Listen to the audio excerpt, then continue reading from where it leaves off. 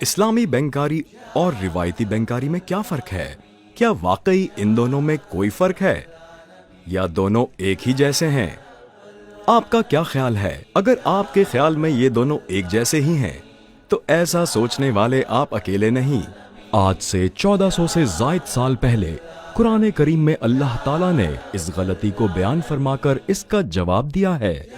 بسم اللہ الرحمن الرحیم وَأَحَلَّ اللَّهُ الْبَيْعَ وَحَرَّمَ الرِّبَا۔ اللہ تعالیٰ نے خرید و فروخت کو حلال اور سود کو حرام قرار دیا ہے۔ بینکاری میں تجارت کیسے کی جاتی ہے؟ یہی وہ اہم ترین نقطہ ہے جو اسلامی بینکاری اور روایتی بینکاری کے درمیان فرق کو واضح کرتا ہے۔ روایتی بینکاری صرف قرض دیتی ہے اور فراہم کی گئی رقم پر ایک مخصوص شرح سے آمدنی حاصل کرتی ہے جو سود یا ربا کہلاتی ہے۔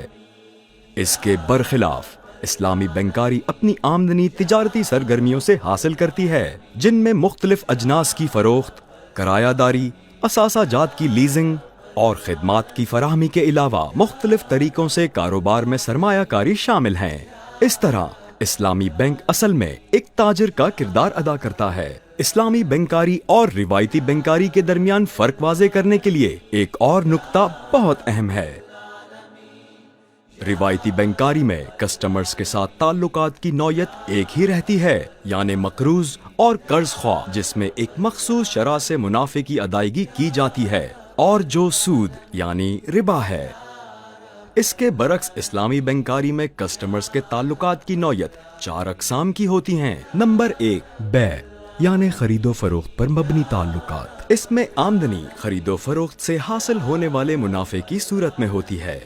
نمبر 2، اجارہ یعنی کرایہ داری یا لیز پر اثاثوں کا دینا۔ اس میں ایک فریق کرایہ دار ہوتا ہے اور دوسرا فریق مالک ہوتا ہے۔ اس میں آمدنی کرائے کے ذریعے حاصل ہونے والی رقم ہوتی ہے۔ نمبر 3، مشارکہ اور مداربہ۔ اس میں شراکت داری قائم کی جاتی ہے اور آمدنی کا حصول منافع کی تقسیم کی صورت میں ہوتا ہے۔ نمبر 4، وکالہ۔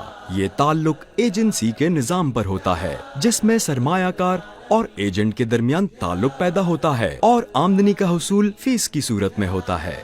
چنانچہ ضرورت اس بات کی ہے کہ اسلامی بینکاری کے نظام کی روح کو سمجھا جائے، یعنی اسلامی بینکاری اور روایتی بینکاری میں پیش کی گئی پروڈکٹ کی بنیاد اور تعلق کو سمجھا جائے۔ اگر یہ فرق سمجھ میں آ گیا تو اسلامی بینکاری اور روایتی بینکاری کا فرق بھی سمجھ میں آ جائے گا۔ نمبر 1، تجارت اور ربا 2 مختلف چیزیں ہیں۔